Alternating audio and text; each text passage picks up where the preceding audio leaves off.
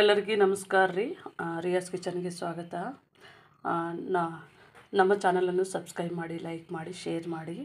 ಹೊಸದಾಗಿ ಸಬ್ಸ್ಕ್ರೈಬ್ ಆಗಿರುವವರಿಗೆ ನನ್ನ ಧನ್ಯವಾದಗಳನ್ನು ತಿಳಿಸ್ತೀನಿ ರೀ. ಇವತ್ತು ನೋಡ್ಬೋದು ಸುಲಭವಾದಂಥ ಒಂದು ರೊಟ್ಟಿ, ಅಕ್ಕಿ ರೊಟ್ಟಿ ನೋಡ್ಬೋದು. ನಾನು ಇಲ್ಲಿ ಅಕ್ಕಿ ಹಿಟ್ಟನ್ನು ಇಟ್ಕೊಂಡಿದ್ದೇನೆ. ಯಾರಿಗೂ ಬರಲ್ಲ ಅಂತನೋರು ಅಕ್ಕಿ ರೊಟ್ಟಿ ಮಾಡ್ಬೋದು. ತುಂಬ ಸುಲಭವಾದಂಥ ರೀತಿಯಲ್ಲಿ ತೋರಿಸ್ತಾ ಇದ್ದೀನಿ. ತುಂಬ ಈಸಿನೂ ಆಗಿದೆ ರೀ. ಬರಲ್ಲ ಅಂತ ಅನ್ನೋದೇ ಇಲ್ಲ, ಅಷ್ಟು ಈಸಿಯಾಗಿ ಇವತ್ತು ಒಂದು ಸುಲಭವಾದಂಥ ರೊಟ್ಟಿಯನ್ನು ತೋರಿಸ್ತಾ ಇದ್ದೀನಿ. ನೋಡ್ಬೋದು ನೀವು. ನಾನಿಲ್ಲಿ 1/4 ಕಪ್ಪು ಈ ಕಪ್ನಲ್ಲಿ ಹಿಟ್ಟನ್ನು ಇಟ್ಕೊಂಡಿದ್ದೀನಿ ರೀ. ಇಲ್ಲಿ ನಾನು ಇದೇನು ತೊಗೊಂಡಿದ್ದು ನೋಡಿರಿ, 1/4 ಇದರಿಂದ ನೀರು ತೊಗೊಂಡಿದ್ದೀನಿ. 1/4 ಇದು 1/4 ಇದೆ ಅಲ್ರಿ, 1/4 ಈ ಒಂದು ಬೌಲ್ನಲ್ಲಿ ನೀವು ಯಾವುದೇ ಆತೆ ತೊಗೋಬೇಕಾದ್ರೆ ನೋಡಿರಿ. ಇದು ನಾವು ಅಕ್ಕಿ ಹಿಟ್ಟಿನ ಪ್ರಮಾಣ ಸ್ವಲ್ಪ ಜಾಸ್ತಿ ಇರಲಿ.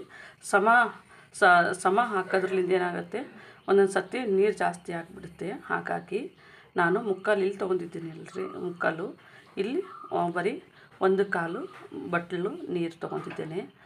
ನನಗೆ ಈಗ ಹಿಟ್ಟು ಇಷ್ಟ ಆಯ್ತು ರೀ, ಮತ್ತು ನೀರು, ಮತ್ತು ನನಗೆ ತಟ್ಟಕ್ಕೆ ಅಂಥೇಳಿ ಇಲ್ಲಿ ಬರೀ ಹಿಟ್ಟನ್ನು ಇಟ್ಕೊಂಡಿದ್ದೇನೆ. ಇಲ್ಲಿ 1/4 ಸ್ಪೂನಷ್ಟು ನಾವು ಯಾವುದೇ ಚಪಾತಿ ಮಾಡ್ಬೋದು ರೀ, ರೊಟ್ಟಿ ಮಾಡ್ಬೋದು. ಅದಕ್ಕೆ ಒಂದು ಸ್ವಲ್ಪ ನಾವು ಉಪ್ಪು ಹಾಕಬೇಕು. ಅಂದರೆ ಹಿಟ್ಟು ನೋಡಿರಿ ಸಪ್ಪಗಿರ್ತದಲ್ಲ ರೀ, ಅದು ನಮಗೆ ತುಂಬ ಹಾಕೋದಿಲ್ಲ. 1/4 ಚಮಚದಷ್ಟು ರುಚಿಗೆ ತಕ್ಕಷ್ಟು ಉಪ್ಪು. ರುಚಿ ಅಂದರೆ ತುಂಬ ರುಚಿನೂ ಇಲ್ಲ, ಸ್ವಲ್ಪ ಅಂತಂದ್ರೂ ನಾವು ಉಪ್ಪು ಹಾಕಬೇಕು ಹಿಟ್ಟಿಗೆ. ಈಗ ನಾವು ಸ್ಟಾರ್ಟಿಂಗು ನೀರು ಬಿಸಿ ಮಾಡ್ಕೊಳ್ಳೋಣ್ರಿ. ಈಗ ನೀವು ನೋಡ್ತಾ ಇರ್ಬೋದು ರೀ, ನಾನು ನೀರನ್ನು ಬಿಸಿ ಮಾಡ್ಕೊಳ್ಳೋಕೆ ಇಟ್ಕೊಂಡಿದ್ದೇನೆ. ನೀರಿದು ಚೆನ್ನಾಗಿ ಕುದಿ ಬರಬೇಕು. ಈಗ ನೀವು ನೋಡ್ಬೋದು ರೀ, ನಾನು ಉಪ್ಪನ್ನು ಇಟ್ಕೊಂಡಿದ್ದೆ ನೋಡಿರಿ. ಉಪ್ಪು ನಾನು ಇದಕ್ಕೆ ಸೇರಿಸ್ತಾ ಇದ್ದೀನಿ ನೋಡ್ಬೋದು. ಈಗ ಇದನ್ನು ನಾವು ಕಲಿಸ್ಕೋಬೇಕಾಗತ್ತೆ ರೀ ಚೆನ್ನಾಗಿ.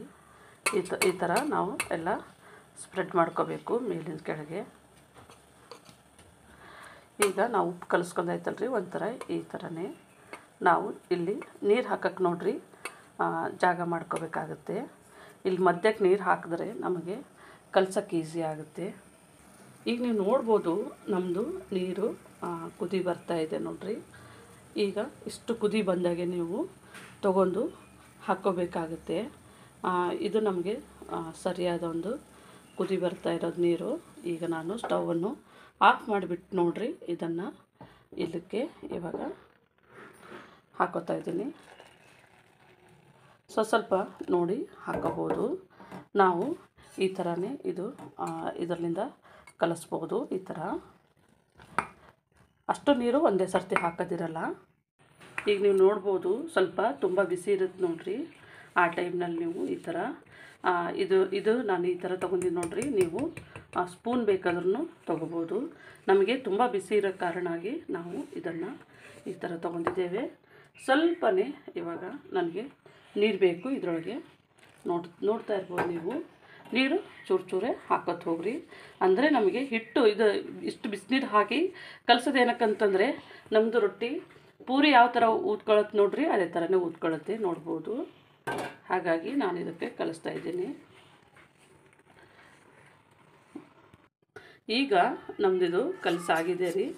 ನಾನು ಇದನ್ನು ಕ್ಲೀನ್ ಮಾಡ್ಕೊಂಬಿಟ್ಟು ನೋಡ್ಬೋದು ನೀವು. ಅಂದರೆ ತುಂಬ ಬಿಸಿ ಆದಾಗೆ ನಾವು ಸ್ಪೂನ್ಲಿಂದ ಹಾಕಿದೆ ಅಷ್ಟು ಸರಿ ಹೋಗೋದಿಲ್ಲ. ಹಾಗಾಗಿ ನಾವು ಇದರ ಹೆಲ್ಪ್ಲಿಂದ ನಾವು ಈ ಥರನೇ ಮಿಕ್ಸ್ ಮಾಡ್ಕೊಂಡ್ರೆ ನಮ್ಮದು ಹಿಟ್ಟು ತುಂಬ ಬಿಸಿ ಇದೆ ಇವಾಗ. ಹಾಗಾಗಿ ನಾನು ಈಗ ನೋಡಿರಿ, ನಮ್ಮದು ಇದು ಸ್ಪೂನ್ಲಿಂದ ಈ ಥರ ಕೈನೂ ಹಾಕೋದು ಬೇಡ, ತುಂಬ ಬಿಸಿ ಇರುತ್ತೆ ರೀ. ಒಂದು 5 ನಿಮಿಷಗಳ ಕಾಲ ಇದನ್ನು ಈ ಥರ ಮಾಡ್ಕೊಳ್ಳಿ. ನನಗೆ ಇನ್ನೊಂದು ಸ್ವಲ್ಪ ನೀರು ಬೇಕಾಗುತ್ತೆ, ಹಾಗಾಗಿ ನೀರನ್ನು ಅಷ್ಟು ಹಾಕೋತಾ ಇದ್ದೀನಿ. ನೀರು ಜಾಸ್ತಿ ನೀವು ಬಿಸಿ ಮಾಡ್ಕೊಂಡ್ರೂ ಪರವಾಗಿಲ್ಲ. ಈ ಥರ ನೋಡಿ ಹಾಕ್ಕೊಳ್ತೀರಿ ನೋಡಿರಿ, ನಿಮಗೆ ಅವಾಗ ಗೊತ್ತಾಗುತ್ತೆ ಎಷ್ಟು ಅಂತ.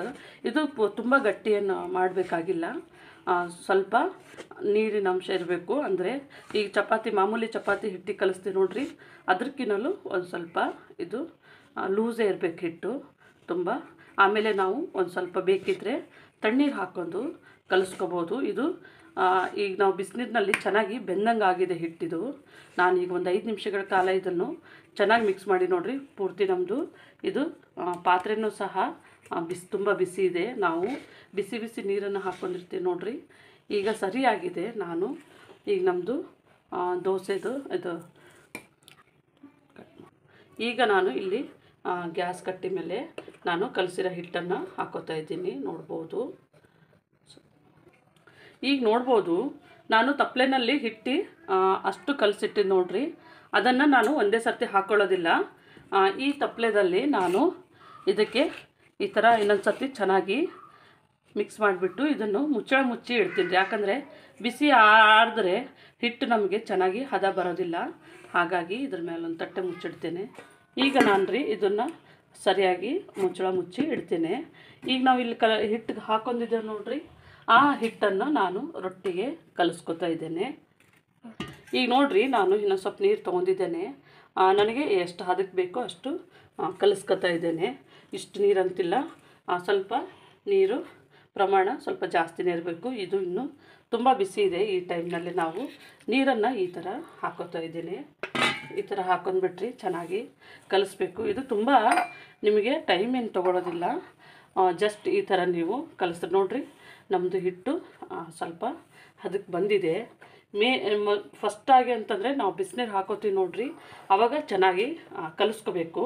ಅಂದರೆ ಬಿಸಿನೀರಿನಲ್ಲೇ ಸ್ವಲ್ಪ ಹಿಟ್ಟು ಇದಾಗಬೇಕು. ನೋಡ್ಬೋದು ನೀವು ನಮ್ಮದು ಹಿಟ್ಟು ಎಷ್ಟು ಬೇಗನೆ ಸರಿ ಆಯಿತು ನೋಡಿರಿ. ತುಂಬ ತಪ್ಪಲೆದಲ್ಲಿ ನಾವು ಬಿಸಿ ಮಾಡ್ಕೋದು ಕಲಿಸ್ಕೊಳ್ಳೋದು ಅದು ಸ್ವಲ್ಪ ಕೆಲಸ ಆಗುತ್ತೆ. ಇದು ಅಂತಂದರೆ ತುಂಬ ಈಸಿ. ಇನ್ನು ಇದು ಹಿಟ್ಟು ಒಂಚೂರು ಲೈಟಾಗಿ ಬಿಸಿನೇ ಇದೆ. ಅಂದ್ರೆ ತುಂಬ ಬಿಸಿ ಅಂತಿಲ್ಲ, ಲೈಟಾಗಿ ಬಿಸಿ ಇರುತ್ತೆ ನೋಡಿರಿ. ಹಿಟ್ಟು ನಮ್ಮದು ಚೆನ್ನಾಗಿ ಬೆಣ್ಣೆ ಥರ ಬರಬೇಕು. ಈ ಥರನೇ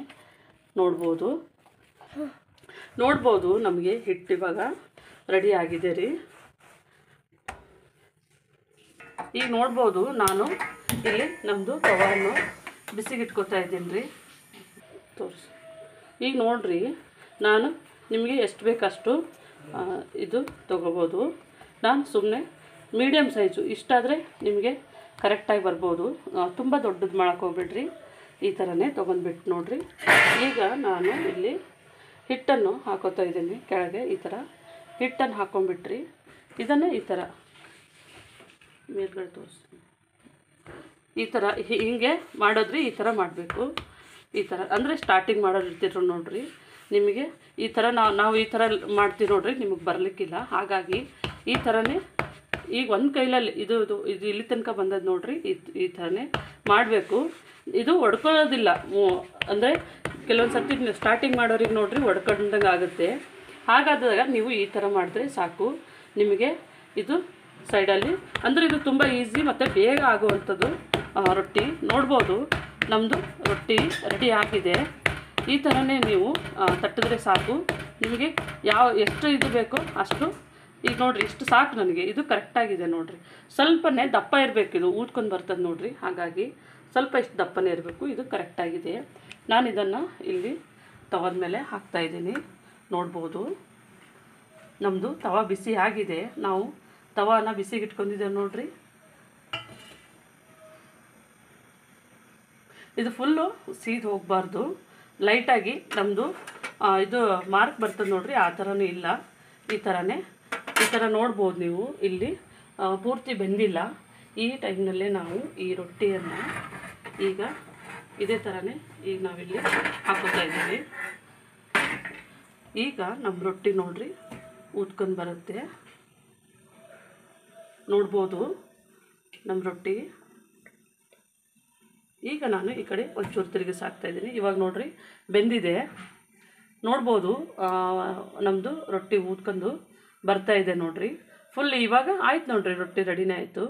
ಅದು ಗ್ರಿಲ್ ಪ್ಯಾನ್ ಬರುತ್ತೆ ನೋಡಿರಿ, ಅದನ್ನು ತೊಗೊಂಡ್ರೂ ಸಹ ಆಗುತ್ತೆ. ಪೂರಿಯ ಥರ ರೊಟ್ಟಿ ಬರುತ್ತೆ. ಮತ್ತು ನೀವು ಈ ಹಂಚನ್ನು ಮತ್ತೆ ಇಟ್ಕೋಬೋದು. ಈಗ ನೀವು ನೋಡ್ಬೋದು ಇಲ್ಲಿ ನಾನು ಅದೇ ಥರನೇ ಸೈಜ್ ತೊಗೊಂಡಿದ್ದೇನೆ.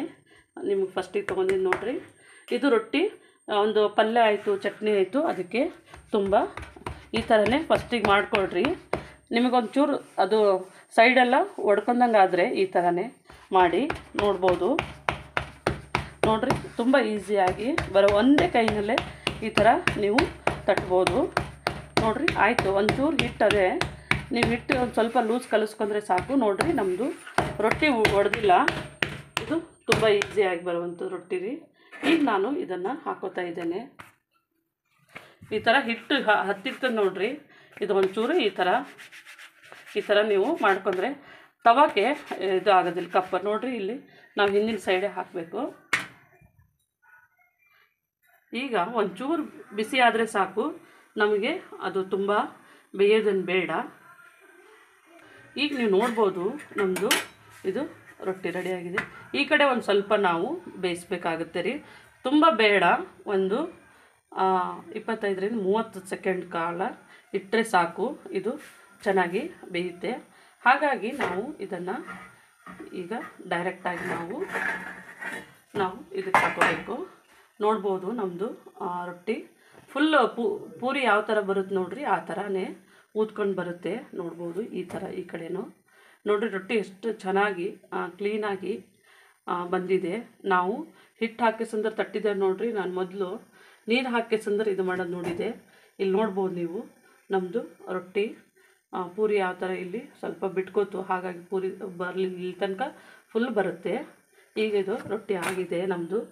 ಈಗ ಮತ್ತೆ ನಾವು ತವ ಇಟ್ಕೋಬೇಕು. ಇದು ನೋಡಿರಿ, ಸ್ವಲ್ಪ ಲಿಂಬೆ ಹಣ್ಣಿನ ಗಾತ್ರದಷ್ಟು ತೊಗೊಂಡಿದ್ದೇನೆ. ಯಾಕಂದರೆ ಸ್ಟಾರ್ಟಿಂಗ್ ಮಾಡೋರಿಗೆ ಕಷ್ಟ ಆಗಬಾರ್ದು ನೋಡಿರಿ, ಹಾಗಾಗಿ ನಾನು ಇಲ್ಲಿ ಲಿಂಬೆ ಹಣ್ಣಿನ ಗಾತ್ರದಷ್ಟು ತೊಗೊಂಡಿನಿ. ಅಂದರೆ ಇದ್ರದ್ದು ಸೈಜ್ನು ಕಡಿಮೆ ಇರುತ್ತೆ, ತುಂಬ ತಟ್ಟೋದೇನು ಹತ್ತಲ್ಲ. ಈ ಥರನೇ ಇದು ಒಂದೇ ಕೈನಲ್ಲೇ ನೀವು ತಟ್ಟಿದ್ರೆ ಸಾಕು. ಸ್ವಲ್ಪ ಸೈಡ್ ಹೊಡ್ಕತ್ತು ಅಂತಂದರೆ ಇದೇ ಥರನೇ ಮಾಡ್ಬೋದು. ಅಂದರೆ ನೋಡಿರಿ, ಈಸಿಯಾಗಿ ನಿಮಗೆ ತುಂಬ ಈಸಿ ಆಗುತ್ತೆ ಇದು ರೊಟ್ಟಿ. ನಾವು ಏನರ ತಿಂಡಿ ಮಾಡೋಕ್ಕೆ ಹೋದರೆ ಕಟ್ ಮಾಡ್ಕೊಳ್ಳೋದು ಅದು ತುಂಬ ಲೇಟ್ ಆಗುತ್ತೆ ನೋಡಿರಿ. ಒಂದು ಪಲ್ಯ ಮಾಡಿದ್ರೆ, ಒಂದು ಟೊಮೆಟೊ ಚಟ್ನಿ ಅದು ಮಾಡಿದ್ರೆ ಸಾಕು, ನಿಮಗೆ ಈಸಿ ಸುಲಭವಾದಂಥ ಒಂದು ರೊಟ್ಟಿ. ಈಗ ನೋಡ್ಬೋದು, ಇದು ಸ್ವಲ್ಪ ಹಿಟ್ಟು ಹತ್ತಿರ್ತದೆ ನೋಡಿರಿ. ಈ ಥರನೇ ಇದು ಹಿಟ್ಟು ನೀವು ತಿಕ್ಕೋಬೋದು. ಇದು ಮಧ್ಯಕ್ಕೆ ನೀವು ಅಂಗೈದಾಗ ಇಟ್ಕೊಂಡ್ರೆ ಸಾಕು, ಅದು ಹಿಟ್ಟು ಉದುರುತ್ತೆ. ಇದೊಂಥರ ಹೊಸದು ಟೇಸ್ಟ್. ಈ ಥರ ನೀವು ಹಾಕ್ಬೋದು. ಇದು ಒಡ್ಕೊಳ್ಳೋದನ್ನೂ ಇಲ್ಲ, ಬಿಟ್ಕೊಳ್ಳೋದನ್ನೂ ಇಲ್ಲ, ತುಂಬ ಗಟ್ಟಿಯಾಗಿರುತ್ತೆ. ನಾವು ಬಿಸಿನೀರು ಚೆನ್ನಾಗಿ ಹಾಕೊಂಡಾಗೆ ಇದು ಗಟ್ಟಿಯಾಗಿರುತ್ತೆ ರೀ. ಈಗ ನೋಡಿರಿ, ನಾವು ರೊಟ್ಟಿಯನ್ನು ಬಿಸಿ ಮಾಡಿ ಈ ಥರ ಹಾಕೊಂಡಿದ್ದೇವೆ. ನೋಡ್ಬೋದು ನೀವು ಎಷ್ಟು ಚೆನ್ನಾಗಿ ನಮ್ಮದು ರೊಟ್ಟಿ ಉಟ್ಕೊಂಡು ಬಂದಿದೆ. ನೋಡ್ಬೋದು ಫುಲ್ಲು ಪೂರಿ ಯಾವ ಥರ ಉಬ್ಬುತ್ತೆ ಅದೇ ಥರನೇ. ನಿಮಗೆ ತುಂಬ ಈಸಿ, ಇಬ್ಬರು ಮಾಡ್ಲಿಕ್ಕೆ ನಿಂತರಂತೂ ಬೇಗ ಆಗುತ್ತೆ. ಈಗ ನೀವು ನೋಡ್ಬೋದು, ನಾನು ಇನ್ನೊಂದು ರೊಟ್ಟಿ ಈ ಥರ ಅಂಗೈದಾಗೆ ಇರಬೇಕು ರೀ. ಸ್ವಲ್ಪ ಬರೀ ಈ ಥರ ನೀವು ಒರೆಸಿದ್ರೆ ಸಾಕು, ಈ ಥರನೇ ಸರಿ ಆಗುತ್ತೆ. ನೋಡ್ಬೋದು, ನೀರು ಹಚ್ಚೋ ತಾಪತ್ರೆಯೂ ಇಲ್ಲ ಇದಕ್ಕೆ. ತುಂಬ ಈಸಿ ಮತ್ತು ಸುಲಭವಾದಂತಹ ರೊಟ್ಟಿ ಇದು. ಸ್ವಲ್ಪ ಹೊತ್ತಾದಾಗೆ ನೋಡ್ಬೋದು, ಇದು ನೀವು ಈ ಥರ ಇದು ಮಾಡಿದ್ರೆ ಇದು ಆ ಕಡೆ ಆಚೆ ಈಚೆ ಬರುತ್ತೆ, ಅಂದರೆ ನಿಮಗೆ ರೊಟ್ಟಿ ಇದು ಸರಿಯಾಗಿದೆ ಅಂತ. ಈ ಕಡೆನೂ ಒಂದು ಸ್ವಲ್ಪ ಬೇಯಬೇಕು. ಇವಾಗ ನೀವು ನೋಡ್ಬೋದು ನಮ್ಮದು ರೊಟ್ಟಿ. ಇವಾಗ ನೋಡಿರಿ ಯಾವ ಥರ ಕೂತ್ಕೊಳ್ಳುತ್ತೆ. ತುಂಬ ಈಸಿ ಆದಂಥ ಒಂದು ರೊಟ್ಟಿ.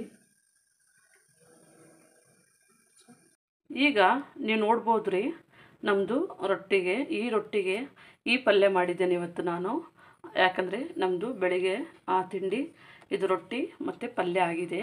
ನೀವು ಬೇಕಿದ್ರೆ ಚಟ್ನಿ ಮಾಡ್ಕೋಬೋದು. ಒಂದು ಬೇಳೆಗಳನ್ನು ಬೆಳೆಸ್ಬಿಟ್ಟು, ಕಡಲೆಬೇಳೆ ಉದ್ದಿನಬೇಳೆ ಅದು ಬೆಳೆಸ್ಬಿಟ್ಟು ಟೊಮೆಟೊ ಹಾಕೊಂಡ್ಬಿಟ್ಟು ಚಟ್ನಿ ಮಾಡ್ಕೋಬೋದು, ಅದಕ್ಕೂ ಚೆನ್ನಾಗಿರುತ್ತೆ. ಬೆಂಡೆಕಾಯಿ ಪಲ್ಯ ಆಯಿತು, ಹೀರೆಕಾಯಿ ಪಲ್ಯ ಆಯಿತು, ಯಾವುದಾದ್ರೂ ಪಲ್ಯ ಮಾಡ್ಕೋಬೋದು. ಟೊಮೆಟೊ ಪಲ್ಯ ಆಯಿತು, ಚೆನ್ನಾಗಿರುತ್ತೆ. ನೋಡ್ಬೋದು, ನಾನು ಒಂದು 10 ನಿಮಿಷದಲ್ಲೇ ಇಷ್ಟಕೊಂಡು ರೊಟ್ಟಿ ಮಾಡಿದ್ದೇನೆ. ನಿಮ್ಮಲ್ಲಿ ಈ ಥರ ನಾನು ಡೈರೆಕ್ಟ್ ಹಾಕಿದ್ದೀನಿ ನೋಡಿರಿ, ಆ ಥರ ಇಲ್ಲ ಅಂತಂದರೆ ನೀವು ಇದು ಗ್ರಿಲ್ ಪ್ಯಾನ್ ಬರುತ್ತೆ ನೋಡಿರಿ, ಒಂದು ಗ್ರಿಲ್ದು, ಅದನ್ನು ಸಹ ನೀವು ಒಲೆ ಮೇಲೆ ಬಿಸಿಗಿಟ್ಟು, ನಾನೀಗ ಡೈರೆಕ್ಟಾಗಿ ಗ್ಯಾಸ್ ಮೇಲೆ ಹಾಕೊಂಡು ನೋಡಿರಿ, ನೀವು ಅದು ಗ್ರಿಲ್ದು ಇಟ್ಕೊಂಡು ಹಾಕೋಬೋದು. ಅದನ್ನು ತುಂಬ ಚೆನ್ನಾಗಿ ಬರುತ್ತೆ.